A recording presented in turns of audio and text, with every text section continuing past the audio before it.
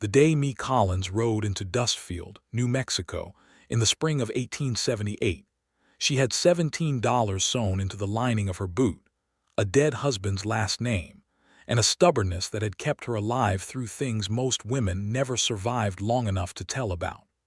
She pulled the wagon to a stop in front of the general store, set the brake with her boot heel, and looked out at the town with the kind of eyes that had learned not to expect much. Dustfield was the sort of place that clung to the edge of the territory like a man gripping the side of a cliff, not because he wanted to be there, but because letting go would mean falling. The buildings were sun-bleached and wind-warped, the street was a wide stripe of rust-colored dust, and the people moved through it slowly, as if the heat pressed them down with intention. She was 24 years old. She had been widowed at 22, had spent the better part of a year and a half settling her late husband's debts, watching his creditors take the farm piece by piece, the livestock, the furniture, and finally the curtains from the windows because even those had value. By the time there was nothing left to take, she had packed what was hers into a single trunk, climbed into the old wagon and driven west because east held nothing for her anymore, and standing still felt like dying slowly. Her cousin, a woman named Ruth, had written that Dustfield had opportunity. Ruth had since married a cattle rancher and moved 20 miles north of town, but she had been the one to suggest it, and it was the only suggestion Mae had received that year that did not come with conditions attached to it. She climbed down from the wagon, smoothed her skirt, and walked into the general store. The man behind the counter was broad and gray-whiskered, with the look of someone who had witnessed so much that he had run out of opinions about any of it. He introduced himself as Harlan Price and told her that yes, he had received her letter, and yes, the room above the store was still available, and yes, he did need help with the books because his handwriting had gone sideways since his wife passed, and his numbers had never been right to begin with. Mae told him her terms were fair and firm. He agreed without argument, which told her he was either desperate or decent. She decided he was probably both. She moved into the small room above the store that same afternoon. The window faced west, and the light that came through it in the evenings was the color of hammered copper, and for the first time in longer than she could remember, she allowed herself to think that maybe this place, this small and wind-beaten town at the edge of the territory, might become something like a beginning. She did not know then that the man who would change everything was already in Dustfield. He was known as Colt. That was it, just Colt. No last name offered, none asked for, and anyone in town who had been there long enough to have a sense of things understood instinctively that pushing for more information was not something you did with this particular man. He was not unfriendly, exactly. He was civil in the way that a well-made gate is civil. It let you through when you needed to pass and held firm when you did not. He was 27 years old, though he looked older in some lights and younger in others, depending on whether he was smiling, which was rare, or watching the horizon, which was frequent. He had dark hair that had grown past the neckline of his collar and brown eyes that held a quality Mae would not find words for until much later. Something like patience that had been tested too many times and had not broken, but had been reshaped by the testing. He worked as a horse trader and occasional scout for the cattlemen who ran drives through the region. He was very good with horses in the way that some men are, not through force or tricks, but through a kind of quiet comprehension, as if he understood the animal's worry and could speak directly to it. He also had a reputation for being straight, for not cheating at cards, for not starting fights, and for finishing any that were started for him with an efficiency that left no room for argument. He kept a room at the boarding house run by a widow named Clara Ames, paid his rent on time, and was, by all observable accounts, a man who had arranged his life to require as little explanation as possible. Mae met him on her third morning in Dustfield. She had gone to the livery stable at the eastern end of town to inquire about the care of her horse, a gray mare named Agnes who had developed a slight unevenness in her left rear gate somewhere around the Texas border. The liveryman, a young fellow called Pete who was perpetually covered in straw and apology, told her that he knew horses well enough, but that the man she really wanted to talk to was Colt, who was in the far stall at that very moment and would probably know what was wrong just from looking. Mae was not the sort of woman to be put off by a man's reputation for silence. She walked to the far stall. He was working with a bay gelding, running his hands along the animal's leg with the focused attention of a physician, and he did not look up when she stopped at the stall gate. She said, "Pete tells me you know horses." He said, without looking up, "Pete talks too much." She waited. After a moment he stood, looked at the horse for another second, and then looked at her. She described Agnes's problem plainly and without embellishment, because she was not a woman who embellished when plain speaking would do. He listened without interrupting, which she noted because she had been interrupted mid-sentence more times in her life than she could count. He said, "Bring her out." She did. He examined Agnes with that same careful attention, moving slowly, talking low to the horse in a tone that was barely above a murmur. Mae watched him do it and thought, unexpectedly, that there was something genuinely beautiful about the way a person looked when they were doing what they understood completely. He told her Agnes had a small stone bruise on the sole and probably needed a few days of light work and some dry bedding. He told her what to ask Pete for and how much it should cost, and that if Pete charged her more than that she should tell him Colt had told her the price. Mae said, "I appreciate the precision." He looked at her again, and this time there was something different in it, not warmth yet but attention.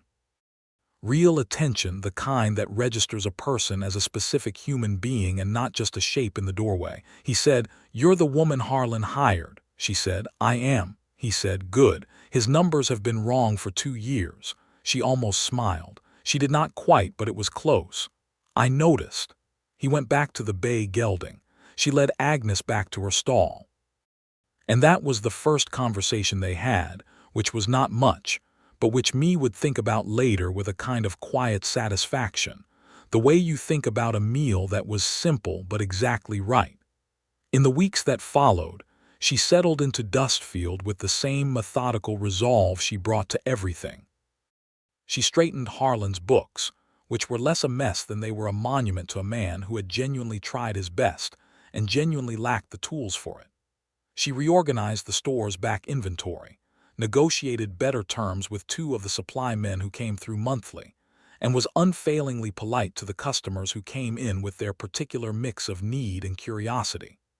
Dustfield had a complicated character, as most towns in the New Mexico territory did in those years. It existed at a crossroads of different lives and histories. There were families who had been on that land for generations before any town existed there, whose relationship to the place was layered and old, and not always visible in the daily commerce of the main street. There were settlers who had come from the east with plans and been worn down by the reality of the land. There were men passing through who had no intention of stopping. There were women building lives in the margins of all of it, working harder than anyone acknowledged because acknowledgement was not something the territory dispensed freely. Mae understood this without needing it explained. She had not come from wealth or ease, and she had no illusions about what a woman's position was in the world she inhabited. She navigated it with her eyes open and her spine straight and her courtesy intact, because courtesy cost nothing and paid dividends. But she also understood exactly when to stop being courteous and start being clear, and she had a gift for knowing which moment was which. She saw Colt most mornings at the small cafe run by a Mexican woman named Dolores Vargas, who made coffee strong enough to stand a spoon in and cornbread that was somewhere between food and religion. It was the kind of place where people sat because it was good, not because it was fashionable, and it had the lived-in warmth of somewhere that had earned its atmosphere through years of the same. Colt always arrived early, always sat at the table nearest the window that faced the street, and always had his coffee black. Mae began arriving at roughly the same time because the hour suited her, and the coffee suited her, and she was honest enough with herself to admit that the company, even the wordless kind, suited her too. They did not always talk. Sometimes they sat near enough to acknowledge each other with a nod, and he would read the newspaper if one had come in on the post-rider, and she would review Harlan's orders for the week, and dolers would refill their cups without being asked because she was that kind of woman, the kind who noticed what was needed before it was requested. When they did talk, it happened in small increments, like water filling a jar drop by drop, slow but accumulating into something real.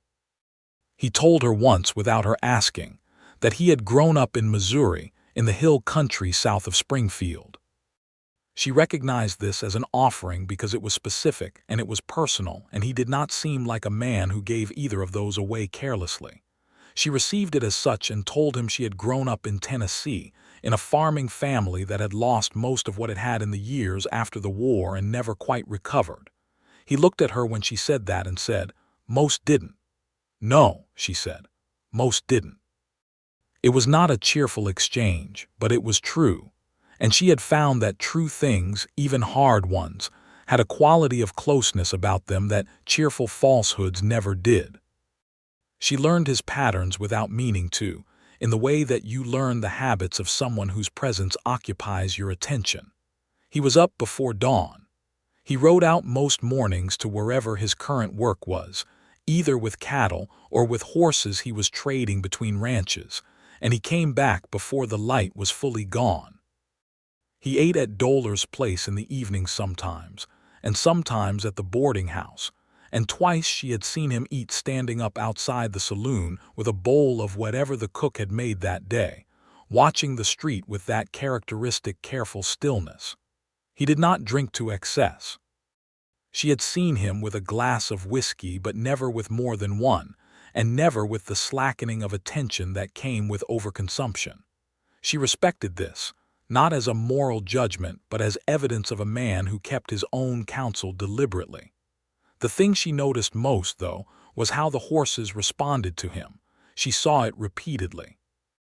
Animals that were difficult with other handlers were simply different with him, calmer and more willing, as though they recognized something in him that translated to safety.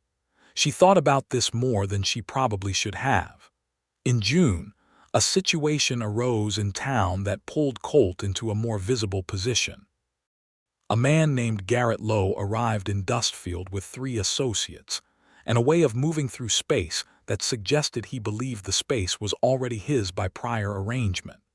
He was a land speculator of the sort that had become common in the territory in those years, a man who existed in the gap between the law as it was written and the law as it was enforced, using the confusion of overlapping claims and jurisdictions to acquire land that had not, in any real sense, been offered for sale.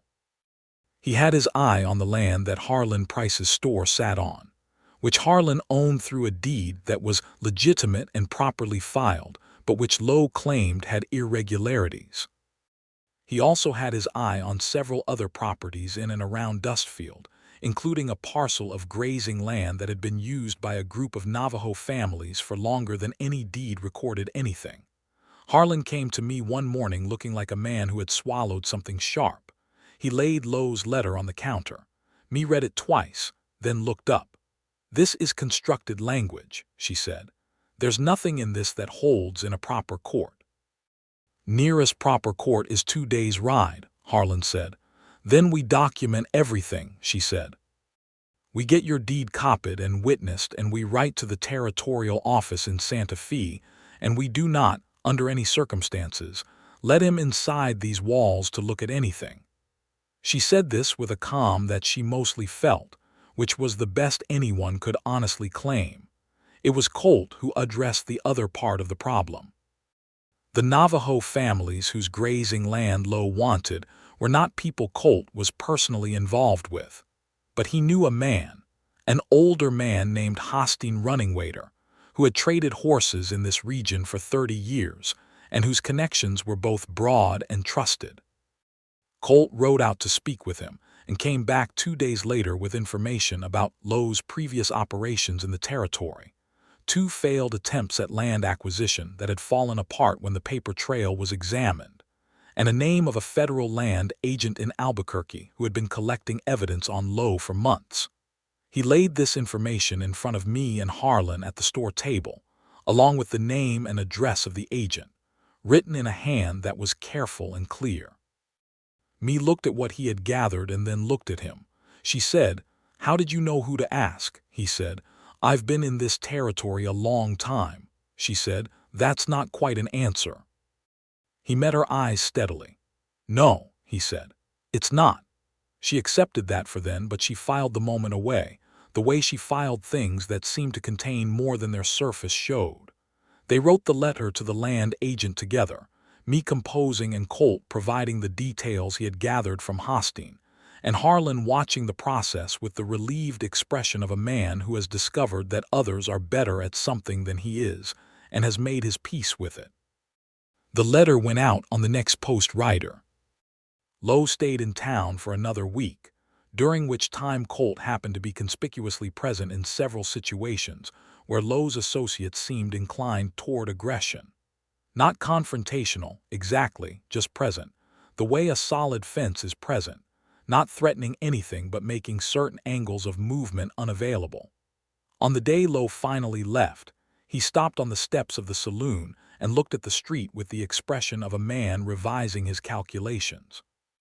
Colt was outside the general store with me, who was arranging a display of seed packets in the window, and Lowe looked at them for a long moment before getting on his horse and riding north. Me did not stop arranging the seed packets. She said quietly, "Thank you." Colt said also quietly, "Harlan's a good man." "He is," she said, "but it wasn't only for Harlan." She glanced at him then, just briefly. He was looking at the road Lowe had taken, and something in his expression was difficult to read, but it was not nothing. July came with a heat that turned the territory into something close to a furnace. The light in the afternoons was white and merciless, and the dust rose and hung in the air with nowhere to go. People moved between shade and necessity and back to shade, and conversation in the evenings had the loose, wrung-out quality of humans who had spent all day contending with the sun. It was on one such evening that me sat on the small porch outside the store's back entrance, which faced a neglected alley garden that she had been slowly coaxing back into something useful. She had planted tomatoes and beans and a struggling row of sunflowers, and she sat in the thickening dusk with a glass of cool water and the specific tiredness of a useful day. Colt came around the corner of the building at the unhurried pace he kept as his default, and he stopped when he saw her, not startled exactly but caught mid-thought. She said, "I have another glass inside if you want one." He said after a brief pause, "I don't want to intrude." "You're not," she said. "Sit down." He sat on the other end of the porch step, his long legs folded, and she went inside and came back with a second glass of water. He took it, and they sat in the gathering quiet as the sky turned from white to gold to the deep burning colors of a desert evening, which were spectacular in a way that never quite became ordinary. "Your garden is doing better," he said after a while. "The tomatoes are being difficult," she said. "They usually are. You garden?" "No," he looked at the stubborn tomato plants with something that might have been sympathy. "But my mother did. Tomatoes were always difficult." She turned her head to look at him. He was watching the garden and did not immediately look back. "You had a garden in Missouri," she said. "My mother did," he said again. She understood the distinction and did not push at it. She let the quiet settle back in, and after another minute or two he looked at her, and when their eyes met, the quality of the moment shifted the way the quality of a room shifts when someone lights a lamp in it, everything the same but illuminated differently. He said, "I don't talk about Missouri very often." "I know," she said. "I've never talked about it with anyone here." "I know," she said again. Something moved across his face that she could not quite name but recognized, the way you recognize weather changing before you can see the clouds. He said, "You're easy to talk to," she said simply. "You say that like it surprises you." "It does," he said. "Most things about you do." She looked at him for a long moment, and neither of them looked away, and the evening made its colors around them, and the territory was vast and full of a silence that was not empty but generously, expansively full. She said, "I'm not trying to be a mystery." He said, "You're not. That's the surprising part." After he left that night, she sat for another few minutes alone, looking at the darkening garden. She pressed her fingertips to her collarbone as if feeling for something, and found that her heart was beating in a way she recognized, with a kind of anticipatory warmth that she had not felt in a long time and had not been sure she would feel again. She was careful with it. She had been through enough to know that warmth of that particular kind was a thing worth being careful with, but she was not afraid of it. Through the rest of July and into August, what existed between them developed in the slow, honest way that things develop between two people who are both, by constitution, careful with what they trust. They were not performing caution. They were simply two people for whom caution had become a genuine survival skill, and they applied it even here, where the stakes were different. He began stopping by the store with no specific errand more regularly, sometimes in the mornings, sometimes after his work was done for the day. She found reasons to be in the part of the store that faced the street when she knew his route back to the boarding house would take him past. These were small negotiations with circumstance, the ordinary choreography of two people finding each other without yet being ready to say that was what they were doing. He helped her move a heavy cabinet one afternoon. The physical proximity of the work brought them close enough that she could feel the warmth off his arm, and when they finished and straightened up, they were standing near enough that she could see the fine detail of his face, the line of a scar along his jaw that she had never noticed before, small and old. She said, "Where did you get that?" He touched it briefly with one finger, more reflex than thought. "A fall, years ago. I was 12. "You remember 12? "I remember most things," he said, and his voice had something in it that was quiet and a little heavy, not grief exactly, but the weight of memory that has been carried a long time. She said, without thinking it all the way through but feeling it was right, "What you carry, you don't have to carry alone. Not entirely." He looked at her for so long without speaking that she thought she might have overstepped. But then he said, so quietly she almost did not hear it, "I've been carrying some things alone for a very long time." "I know," she said. "I can see that." The look on his face in that moment was one she would remember for the rest of her life, not because it was dramatic, but because it was honest in a way that very few things were. A man's face at the exact moment he acknowledges to himself that being seen by a particular person does not feel like exposure. It feels like relief. August was when Dustfield had its annual summer gathering, a loose tradition that involved a community supper in the open field behind the church, music from whoever could play, dancing for those who were inclined, and the general atmosphere of a town setting aside its daily preoccupations to simply exist together for an evening. Me went because Dolores had told her she absolutely must, and because Harlan had given her the evening with an air of excited paternal conspiracy that was endearing even if she did not require the permission.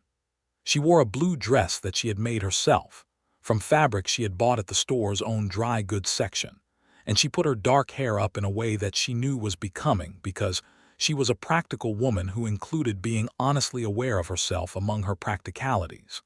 Colt was there. She saw him almost immediately, standing at the edge of the firelight near the musicians, a fiddle and a guitar and a young man with a harmonica who played with more enthusiasm than precision. Colt was talking to Pete from the livery, and Pete was telling some story with his hands that involved several near collisions and at least one panicked horse, and Colt was listening with that patient attention, and she saw a small quiet smile. She had not seen him smile before, not fully. She thought something inarticulate and warming and went to get herself a cup of punch from Dolores, who looked at her face and then looked toward Colt and back at me with the expression of a woman who has seen this particular story begin before and considers it a very fine one. Me said, "Stop it," Dolores said. "I didn't say a word. You were thinking words very loudly." Dolores laughed and gave her the punch and said, in Spanish, something that me only partially understood but which had the cadence of a blessing. The evening gathered and loosened. People ate and talked, and the music moved from mournful to lively and back. Children ran in the outer dark. Old men argued pleasurably about cattle prices and water rights. Women gathered in the clusters that women gathered in everywhere, sharing information and assessments and laughter with the efficient subtlety of people who had learned that their communication had to travel through whatever space was available.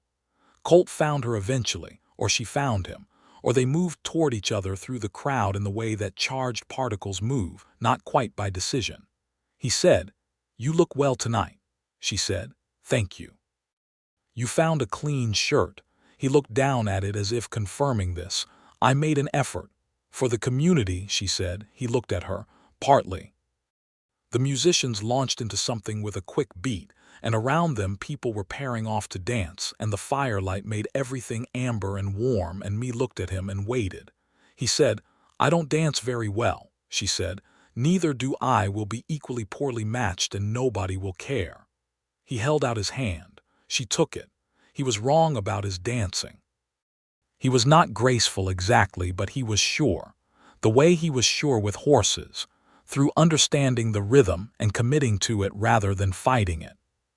She was light on her feet and responsive, and together they managed something that was better than either of them would have predicted, which seemed to her, later, like a sensible metaphor. He held her with the formal propriety that the context required, one hand at her waist, one hand holding hers, the correct distance between them that society dictated. But the warmth of his hand at her waist was a specific warmth, deliberate and steady, and when she looked up at him she found him already looking at her, and neither of them pretended otherwise. They danced twice. The second time the music was slower, and the propriety of the distance decreased a fraction, organic and unhurried, and she was aware of the solid reality of him in a way that was neither inappropriate nor simple, just true. The way the presence of something real always announces itself as distinct from everything that merely represents itself. Walking back from the gathering through the warm dark of the August night, the music fading behind them, she said something she had been considering for several weeks. "Colt isn't a name," she said, "not a given name." He did not break stride. "No," he said, "it's not.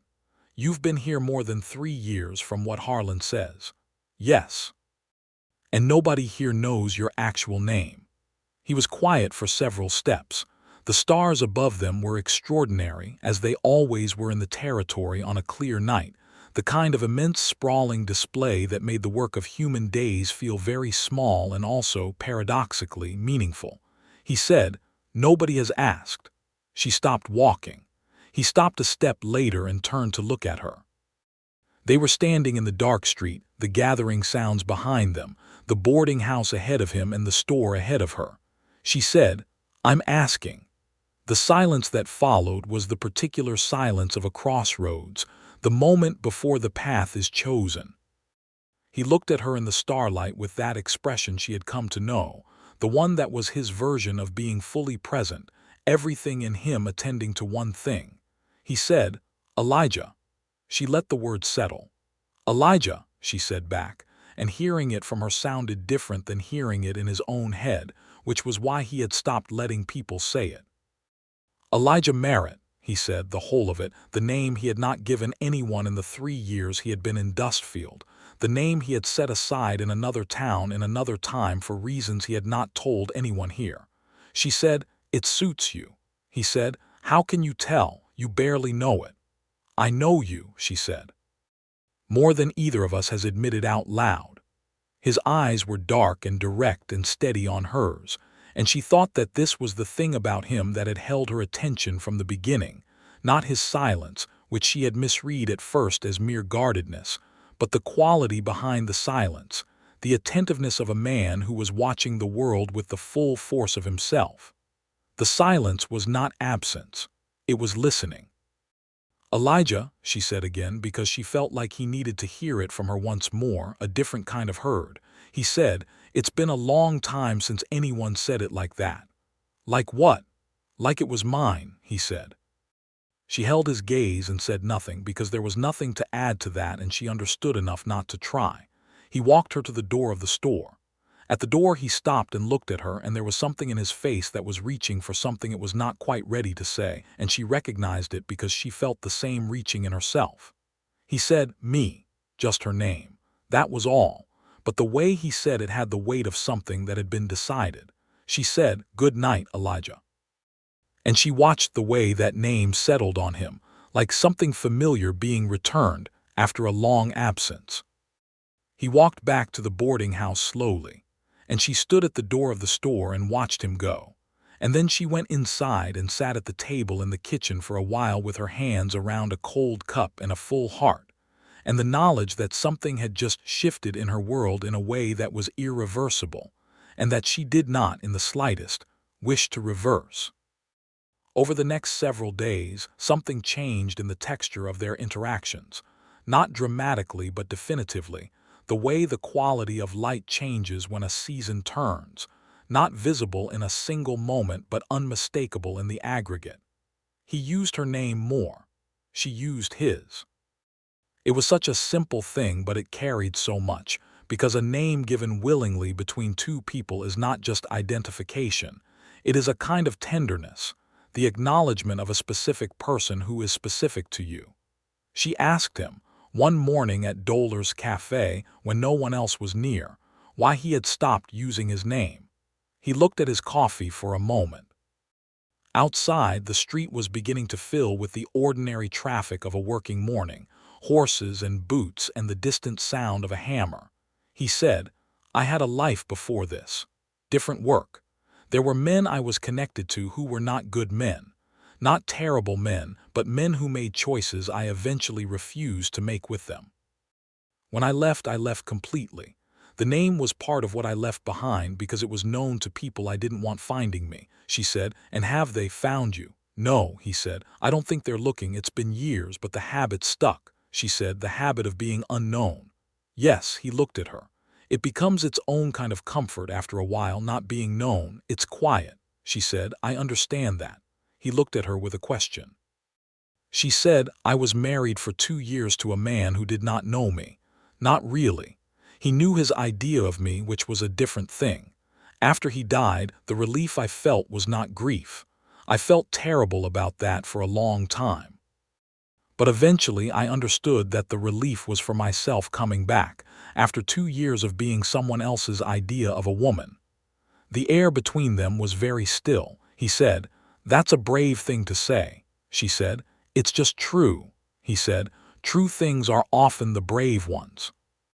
He reached across the table and put his hand over hers for just a moment, a brief and deliberate warmth, and then withdrew it with the careful propriety of a man who understood what such gestures meant and was not deploying them lightly.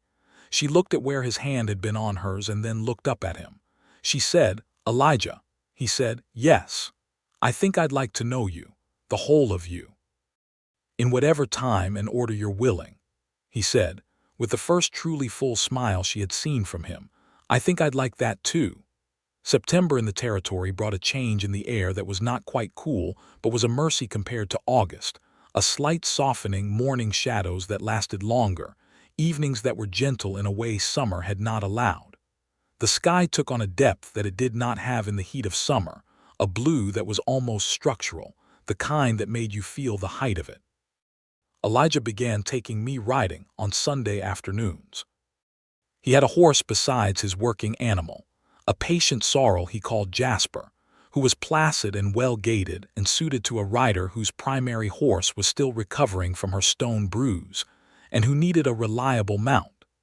They rode into the country beyond the town, through the dry grassland and the arroyos and the red rock formations that rose from the plain, with the grandeur of something that had been growing for 1,000,000 years. He knew this land in the way that people know places they have ridden through in all lights and all weathers, and he told her about it as they went, not as a lecture but as a conversation, pointing out where water sources were, which plants were what, where deer came down in the early mornings, where the land changed character and why. She listened and asked questions and told him things in return, about the land she had grown up in, the different green of Tennessee, the heavy fecund soil and the river-carved valleys, so different from this spare and magnificent country that it seemed almost like a different world. He said once, watching the way the afternoon light moved across a mesa, "Do you miss it?" She considered this honestly. "I miss the version of it I imagined I'd have," she said. "The real version of it let me go a long time before I left." He nodded slowly. "That's a clean kind of grief." "It was," she said. "Eventually." On one of these rides, mid-September, they stopped at a natural spring he knew, where the water came up cold and clear from the rock, and a cluster of cottonwood trees made a pool of shade that felt almost cool. They let the horses drink and sat on the flat rock beside the spring, and she took off her hat and let the faint breeze move through her hair and felt, with an acute and present clarity, that she was happy. Not cheerful, not distracted. Happy, which was a different and more serious thing. Elijah was looking at the water with that resting quality he had, the stillness that was not absence but deep presence, and she turned and looked at him with the full weight of what she was feeling, and she did not hide it because she was done with hiding things that were real. He felt her looking and turned. The moment held. He said, "Me." She said, "Yes." He said, "I need you to know something." "Tell me," she said. He said, "I am not a man who speaks quickly on things that matter. I never have been. But I've been watching myself be slow about this for weeks now, and I think the slowness has run its course." She waited. He said, "I have not looked forward to seeing a person the way I look forward to seeing you in longer than I can accurately measure, and I have not felt known, truly known, by a person in a very long time. And I am telling you this not to oblige you to feel the same, but because you told me true things were often the brave ones, and you were right, and I am trying to be brave." She looked at him for a full, quiet moment. Then she said, "Elijah Merritt, you have just told me in the most careful and considered way I have ever been told anything, that you care for me." "Yes," he said. "I care for you," she said. "I have for some time. I have been trying to be sensible about it, and I am discovering that sensible and true do not always sit comfortably in the same chair." He looked at her with that full, rare smile, the one that changed the quality of his face entirely, and she thought that she wanted to be the person who made that happen, for as long as she was able. He reached over and took her hand, not briefly this time, but fully, threading his fingers through hers with the unhurried certainty of someone who has made a decision all the way and is not walking it back. They sat like that by the spring for a long while, the horses grazing nearby, the cottonwood leaves making their soft papery sound in the wind, the territory vast and ancient and beautiful around them, and neither of them said anything more for a while because nothing more needed to be said. On the ride back to town, as the sun was getting low and the land was beginning to take on its evening gold, she said, "Tell me about Missouri." He rode for a moment in silence. Not the silence of refusing, but the silence of deciding where to start. "My mother's name was Clara," he said. "My father's name was Thomas Merritt. He ran horses like I do now. We had a small farm, mostly grass, good water. It was a decent place to grow up." "What happened?" she said, because she could hear in the way he phrased the past that there was a before and an after. "The war happened," he said simply. "My father went with the Missouri State Guard in '61. He didn't come back. My mother ran the farm with my older brother James and me until I was old enough to help properly, and then James died of fever the winter I turned 17, and it was just the two of us, my mother and me." She listened without interrupting. "I stayed until she passed," he said. "I was 21. After that there was nothing holding me there, and there was debt on the land, and I sold it for what I could get and went west. Took work where I found it. Ended up with a group of men working cattle in Kansas. That's the life I was talking about before, the one I eventually left." She said, "What made you leave?" He said, "They were running cattle through reservation land against the agreements. I knew it was wrong. I knew it when I started, and I told myself the alternatives were worse, which was the kind of lie a hungry man tells himself. But I'd been doing it long enough that the alternative I'd been afraid of seemed worth the risk, so I left, she said, and came here. Eventually, he said. It took a couple of years and a couple of other places, but I ended up here. And you set down the name. The name connected me to that time, he said. Colt was just a name someone called me once because of how fast I could move horses. It stuck. It was simple, she said, and now, he looked at her. The light was very golden and low, and it caught in his eyes and made them warm. Now it doesn't fit as well as it used to, he said. She squeezed his hand, which she was still holding across the space between their horses, which required them both to ride slightly closer than propriety typically suggested, but which neither of them had remarked upon. She said, "Elijah fits." He said, "It does when you say it." She said, "I plan to say it frequently." He said, "I'd like that." And the simplicity of it, the complete and uncomplicated honesty of those 3 words, was one of the most beautiful things she had ever heard. October brought the first cold mornings and the first real conversation about what was possible, which was a different kind of conversation entirely. Harlan Price, who had been watching the development of things between me and Elijah with the undisguised delight of a man who had nothing left to lose by caring openly about things, sat me down one afternoon and told her that he had been thinking about the store's future and his own, and that he was 63 years old and his knees were worse than he admitted, and his vision was going sideways, and he wanted to talk about an arrangement. He said he would sell her the store on terms she could manage, a structured agreement over several years that accounted for her current means and did not pretend she had more than she had. He would stay on and help through the winter, and after that he was thinking about going to live with his daughter in Colorado, who had been asking him to come for 2 years and to whom he always said he would think about it. Me sat with this for a long moment. She said, "Why me?" He said, "Because you turned my catastrophe of a ledger into something I can actually read, and because you talked to Lo like you were explaining rain to a bucket, and because you planted sunflowers in that alley and they are the only living thing back there that hasn't given up. That's why you."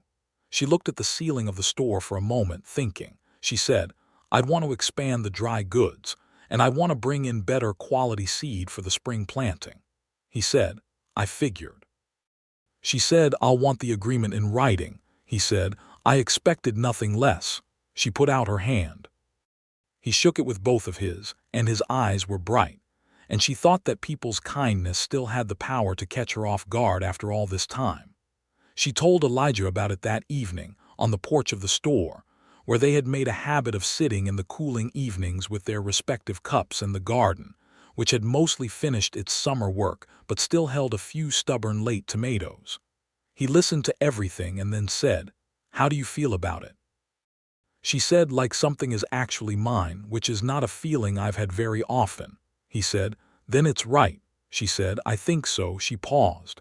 "It changes things, about how long I'll be in Dustfield."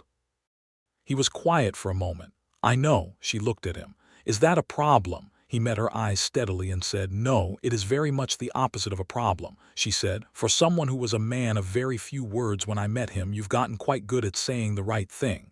He said, "I had a good teacher." "Did you?" "Yes," he said. "She told me that true things were often the brave ones." She laughed then, genuinely and freely, and it was the kind of laugh that a person produces when they are fully comfortable in a moment, fully present and unguarded, and he watched her laugh with an expression on his face that was not complicated at all. It was simply love. November came with cold and wind and the particular intimacy that cold weather enforces, which draws people toward warmth and toward each other. The cafe became even more important in the mornings as the temperature dropped, and Dollar's had begun serving a hot addle alongside the coffee, which was thick and sweet and warming in a way that felt like care in a cup. Elijah's horse trading slowed with the season, as it did each year, but there was a new development.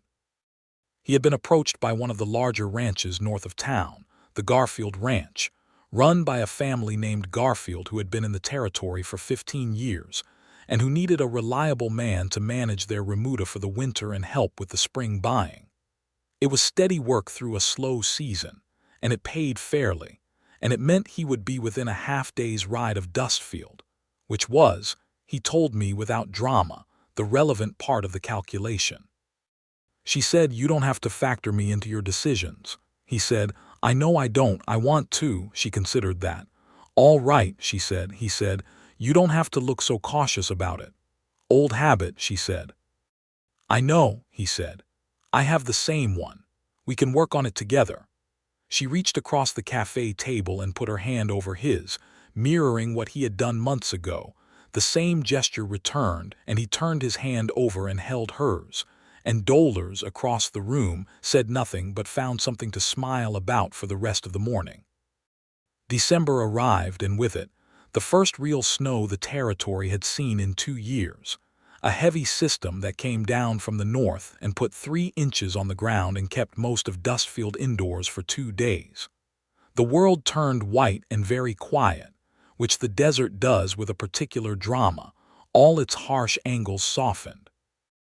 Elijah came to the store on the first snow morning carrying wood for the store's stove, because he had correctly anticipated that Harlan's knees would protest the woodpile, and he stacked it without being asked, and was then somewhat trapped by the continuing snow from going back out, which suited everyone including him. He spent the morning helping with an inventory that Mae had been putting off, which required a fair amount of crawling around on the storage room floor reading labels on crates, and they worked through it with the comfortable efficiency of 2 people who had discovered they function well together, making decisions jointly without friction, catching each other's errors without embarrassment, laughing over the more spectacularly wrong entries in the previous inventory, which predated me and which were either the work of a man who could not read his own handwriting or a tribute to creative labeling. By the time the snow stopped in the afternoon, they were sitting on the floor of the storage room surrounded by crates and records, drinking the last of the morning coffee that Harlan had left warming on the stove, and the light through the small high window was white and clean, and it was one of those ordinary moments that is so entirely good that you notice it while it is happening. Mae said, looking at a crate label that read NAILES in large, uncertain letters. Someone was very confident about this. Elijah said, "I believe that's Harlan's handwriting. Harlan writes NAILES instead of NAILS. He also writes flower as FLOUER. I think the E is decorative." She laughed so hard she had to set down her coffee. He watched her laugh with absolute contentment and then laughed himself, and the sound of it in the small, cold storage room was warm and real, and it occurred to him with a clarity that required no examination that he was exactly where he wanted to be.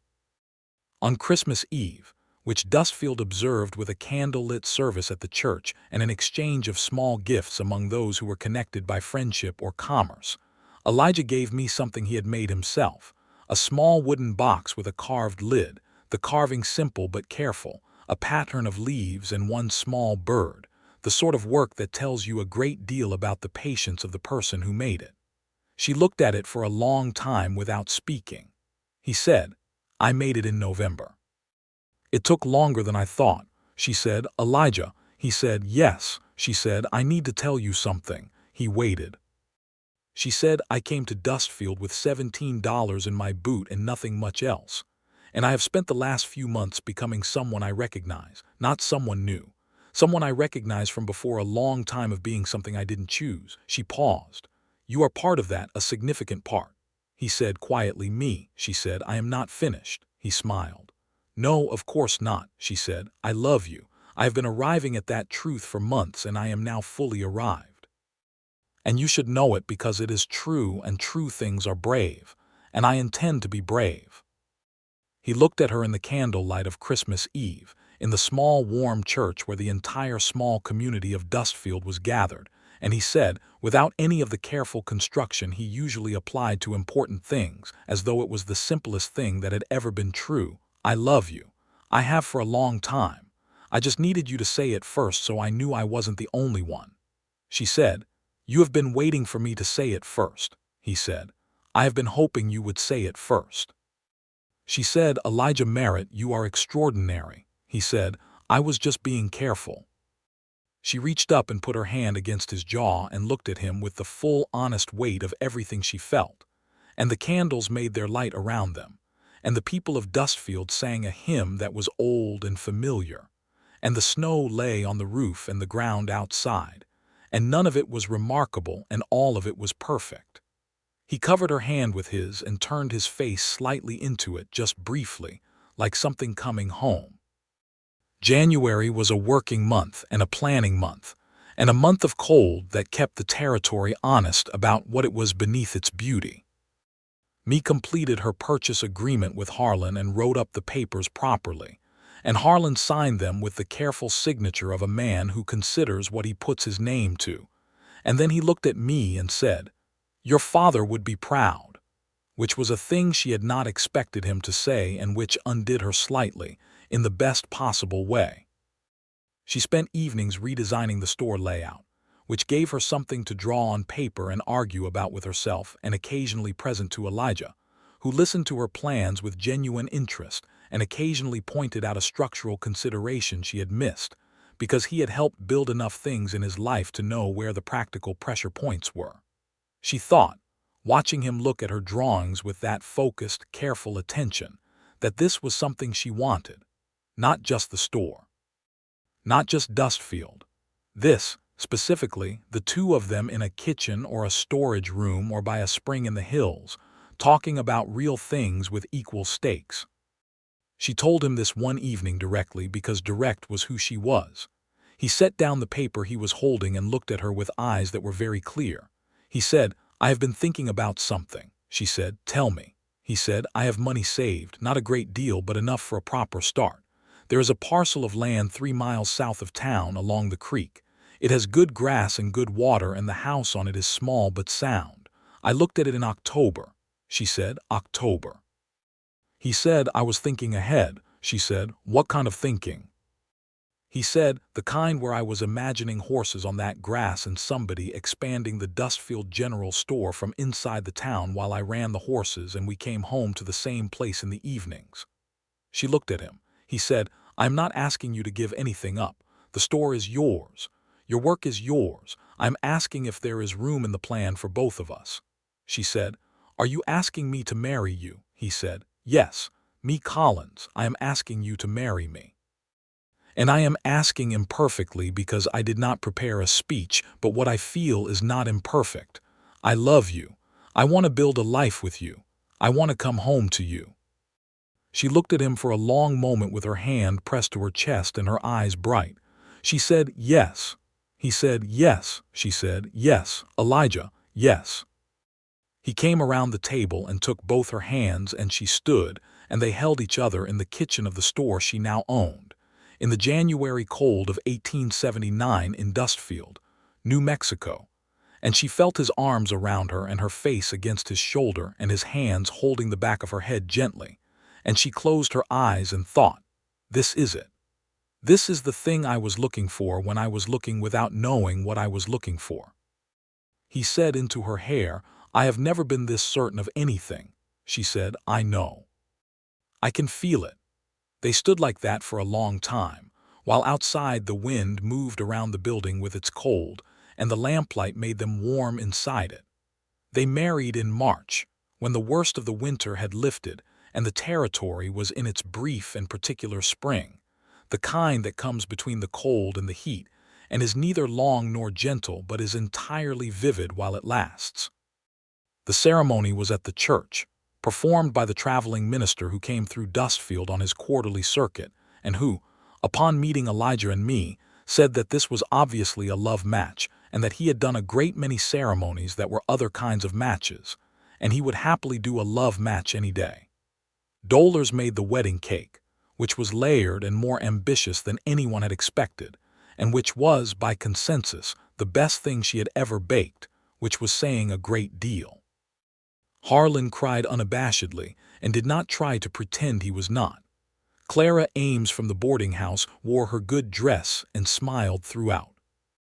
Pete from the livery was genuinely moved and then embarrassed about it and ate 3 pieces of cake to compensate. Mee wore a cream-colored dress she had made over the winter, taking her time with it, and she carried wildflowers that Elijah had found somewhere in the early desert bloom, small and brave-colored, held loosely. Elijah wore his best clothes, which were clean and pressed, and which he stood in with the upright ease of a man who had finally decided entirely to take up the space he occupied. He said his vows in a steady voice, and held her hands, and looked at her with the direct and uncomplicated honesty that was the whole of his best self.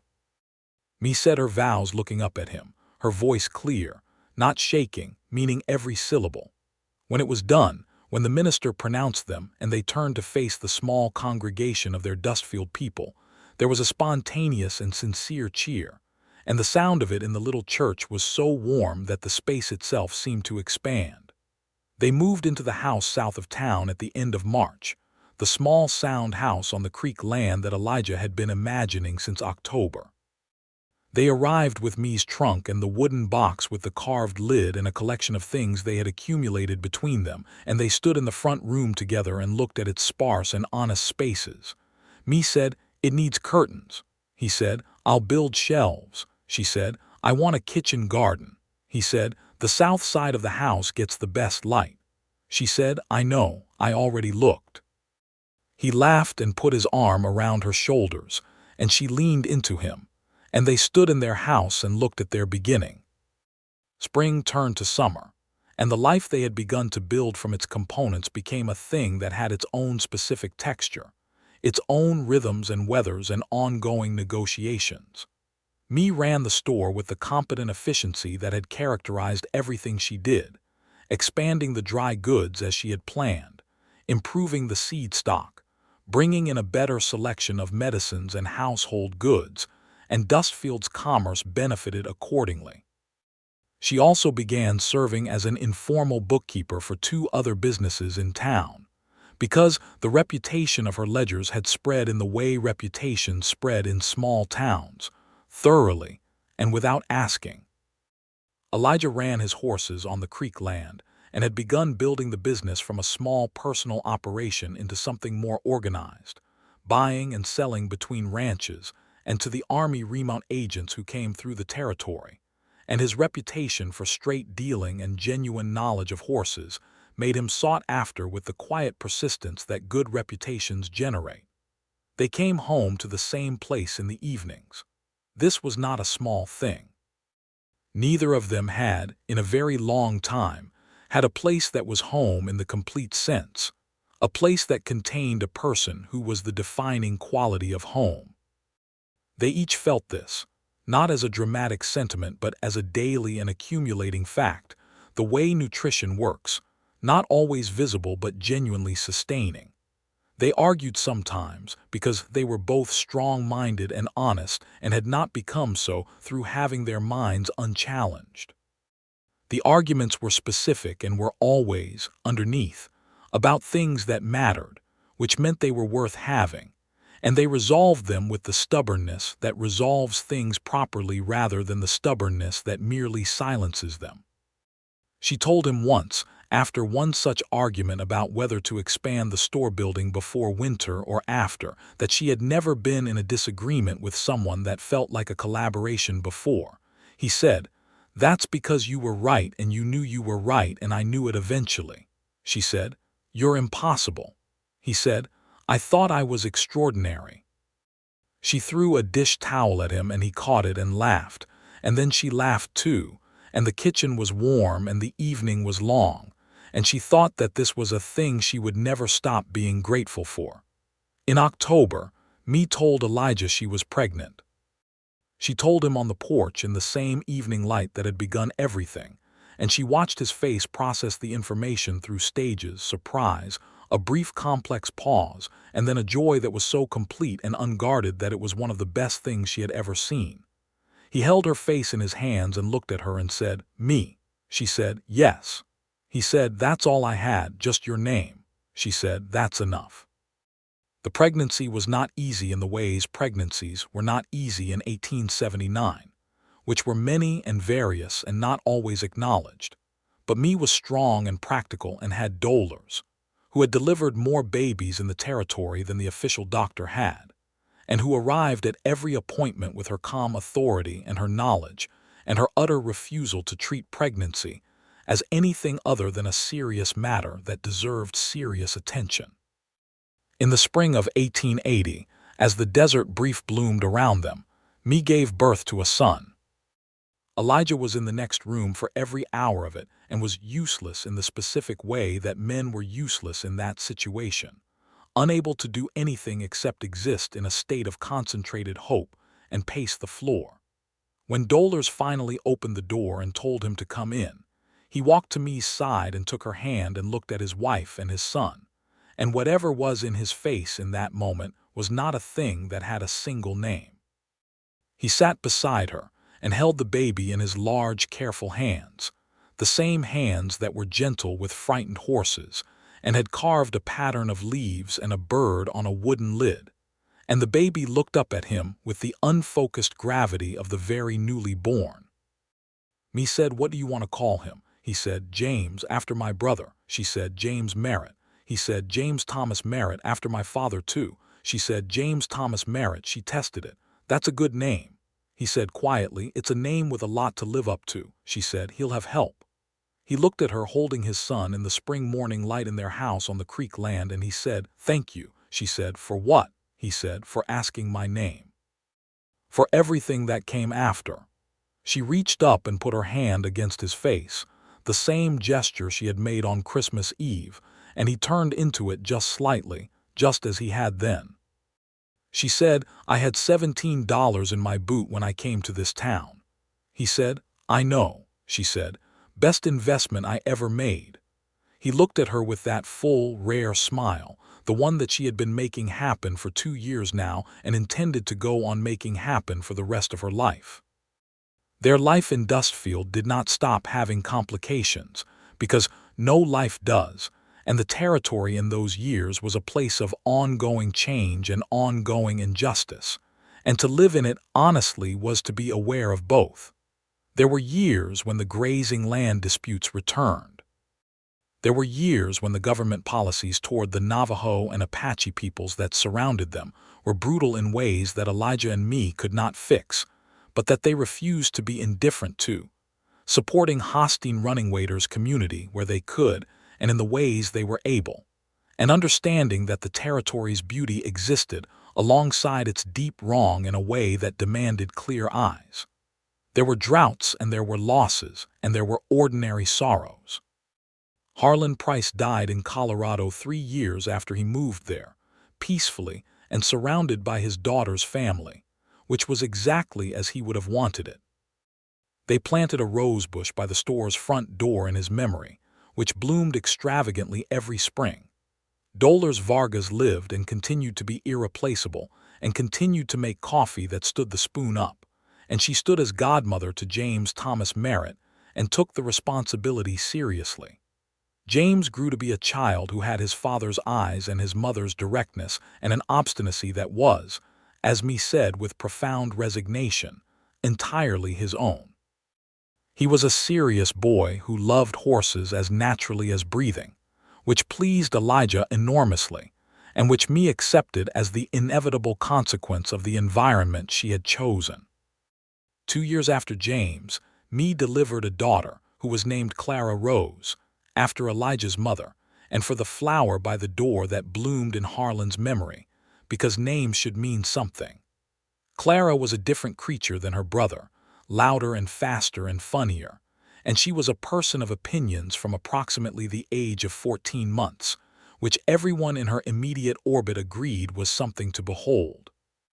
The store grew over the years, a real expansion now, additional rooms and a proper warehouse, and the business of it was a source of genuine satisfaction to me in the way that things built from nothing always are to the people who built them. She was known throughout the region as a fair dealer and a sharp mind, and she operated her business with the combination of warmth and precision that had always been her character. Elijah's horse operation grew too, and he took on 2 young men from the town who learned the trade under him with the seriousness of people who recognize they are being taught by someone who genuinely knows, and they were both eventually able to run their own operations, which he considered one of the better things he had done. He was still sometimes called Colt by people who had known him first by that name, and he did not correct them, because it no longer mattered to him the way it once had. The name did not define him. Nothing that external did. What defined him was sitting in the kitchen with me on a winter evening, James doing his lessons at the table and Clara asleep upstairs, and the fire going and the lamp lit and the sound of the wind outside doing nothing against the warmth within. Me would look up from her books and find him looking at her, and she would say, "What?" And he would say, "Nothing, just you." And she would shake her head in the way she did, the way that was fond and clear-eyed and free of performance. And he would go back to whatever he was doing, and the night would continue its ordinary course, which was extraordinary to both of them in a way they had each lived long enough to fully appreciate. The years moved the way years do in good lives, not slowly but with enough richness that you can look back and find texture everywhere, find that every period had something specific and true in it. James grew tall and lanky, and learned to read horses better than anyone except his father, and began, at the age of 16, helping run the operation with a capability that made Elijah both proud and slightly redundant, which he considered the correct outcome. Clara grew into a force of personality that Dustfield largely adored, and who at the age of 12 had developed a passion for medicine, after dolors allowed her to watch a difficult birth with a calm that astonished every adult present, and who announced with the certainty of someone who has found their particular vocation that she intended to become a physician, which in 1895 was not a small ambition for a girl, but which no one who knew Clara Rose Merritt considered impossible. Me and Elijah sat on the porch of their house one evening in the autumn of that year, older now, the children inside, the creek running below them with its steady, patient sound, the sky above the territory in its evening drama of color. She said, "She's going to manage it, Clara." He said, "I know." She said, "It will be hard." He said, "She's not interested in easy." She said, "She gets that from her father." He looked at her sidelong. "She gets it from her mother." Me smiled. She reached over and took his hand, as she had done 1,000 times now, and he held it as he had done 1,000 times, and the ease of it was not diminishment but deepening, the way a river is more itself the longer it runs. She said, "Are you happy, Elijah?" He looked at her, this woman who had ridden into Dustfield with $17 in her boot and changed the entire orientation of his life, who had asked his name and given him back to himself, who had been his partner and his home and his best interlocutor for nearly 17 years. He said, "I have been happy since the night you asked my name, and it felt right to tell you. And it has gotten more true every year since." She said, "That's a good answer." He said, "I had a good teacher." She laughed, and he laughed with her, and the sound of it went out into the evening air of the territory, into the vast and ancient landscape that had held them all this time, and the stars were beginning to show, as they always did in this country, with a brilliance that never quite became ordinary. He brought her hand up and pressed his lips to her knuckles, a gesture he had made so many times over so many years that it had become one of the textures of their life, like the smell of the kitchen and the sound of the creek. She leaned her head against his shoulder, and they sat in the darkening evening, the two of them, in the life they had built from honesty and patience and the willingness to say true things even when they required courage.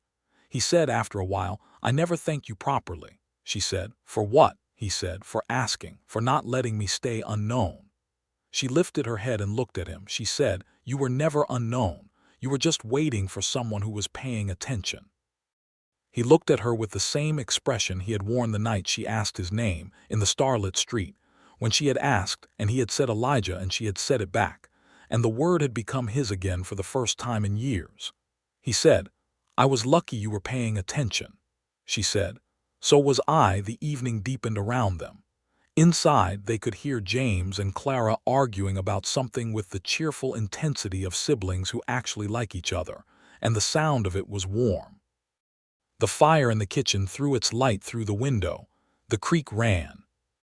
The stars thickened overhead in their ancient and indifferent beauty, and below them, in the small house on the creek land south of Dustfield, New Mexico, in the last years of the century that had made them and broken them and delivered them to each other, Elijah and Mae Merritt sat in the full weight of a life well built and held hands in the dark, and were, without qualification or reservation, home.